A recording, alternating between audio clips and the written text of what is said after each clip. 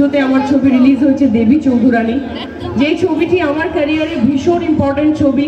বেশিরভাগ শ্রাবন্তীকে দেখা হয়েছে দুষ্টু মিষ্টি নায়িকা হিসেবে, কিন্তু এই প্রথমবার আমি একজন স্বাধীনতা সংগ্রামী মানে মহিলা স্বাধীনতা সংগ্রামীর চরিত্রে অভিনয় করেছি। আপনারা সবাই নিশ্চয়ই বঙ্কিমচন্দ্র চট্টোপাধ্যায়ের উপন্যাস পড়েছেন, সেই উপন্যাস অবলম্বনে কিন্তু আমাদের দেবী চৌধুরানী। আমার ভীষণ ভালো লাগছে, আমার আজকে মনে হচ্ছে যে আমার দুর্গাপুজো শুরু হয়ে গেছে আমাদের এখানে। বাগুইআটিতে প্রচুরবার এসেছি, প্রচুর রিলেটিভস থাকে বাগুইআটি জুড়ে, কিন্তু এইভাবে আসতে পেরে খুব ভালো লাগছে। আমার ভীষণ ইন্টারেস্টিং লেগেছে যে শিল্পীরা এই মণ্ডপটি বানিয়েছেন, তাদের জন্য আমি এটা জোরে হাততালি দিতে চাই,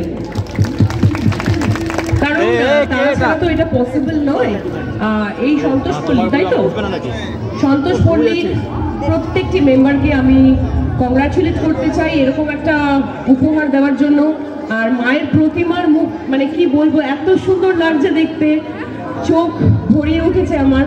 আর খুব ভালো লেগেছে, আমি প্রথমে একটু ভয় পাচ্ছিলাম বাবা কিরকম, আর ভীষণ ডিটেলিং, যে ডাকাতরা আছে ভেতরে, তারপর ইংরেজ যে যারা শাসকরা ছিলেন তাকেও জেলে বন্দি করে রেখেছে ডাকাতরা।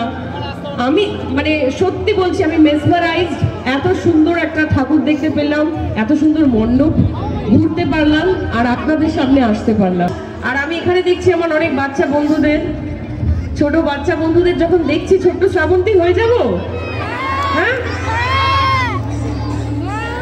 গলার অবস্থা খুব খারাপ, অনেকগুলো পরপর ইভেন্ট চলছে, প্লাস আমার শুটিং চলছে, তা সত্ত্বেও আমার ছোট্ট বাচ্চা বন্ধুদের জন্য ছোট্ট শ্রাবন্তী হয়ে একটা কবিতা তো করবোই আমি।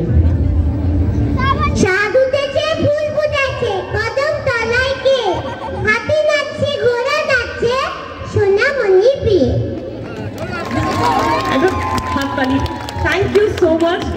জগদ্ধাত্রী পুজো আপনাদের খুব ভালো কাটুক। এখনো আমাদের সেলিব্রেশন শেষ হয়নি, আরো সেলিব্রেট করার সময় আসছে, সামনে ক্রিসমাস আসছে, নিউ ইয়ার আসছে, তো সবাই খুব ভালো থাকবেন। আর অবশ্যই আমাকে আশীর্বাদ করবেন যাতে আরো ভালো ভালো বাংলার ছবি, নতুন নতুন চরিত্র নিয়ে আপনাদের সামনে আসতে পারি, আর আপনাদের ভালো ভালো ছবি উপহার দিতে পারি। সবাই খুব আশীর্বাদ করবেন। Thank you so much. আচ্ছা, একটা লাইন গান হবে নাকি? আমি কিন্তু এখানে কিন্তু কোনো মিউজিক নেই, কিছু নেই। আর এটাও বলে দিচ্ছি, এদিকে একটু দেখিয়ে দাও সবাইকে।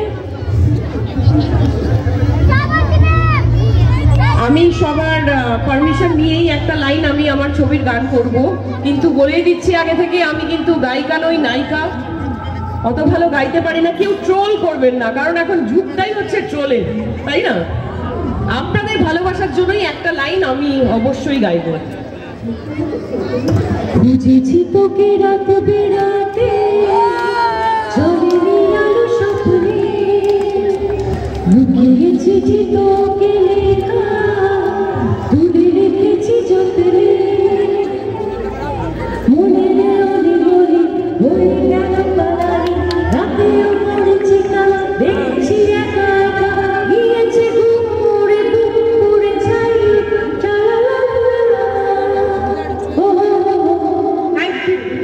আমার নাম রতন মৃধা, আমি এই জগদ্ধাত্রী পুজো কমিটির সভাপতি এবং আমার পুরো টিম রয়েছে।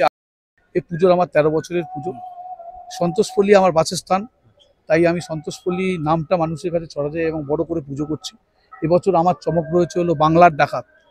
ডাকাত মানে মানুষের কাছে আমাদের বার্তা রয়েছে যে বলপূর্বক মানুষের অর্থ ছিনিয়ে নেওয়াটাকে আমরা ডাকাত বলি, কিন্তু ডাকাত মানে আরও একটা অর্থ আছে।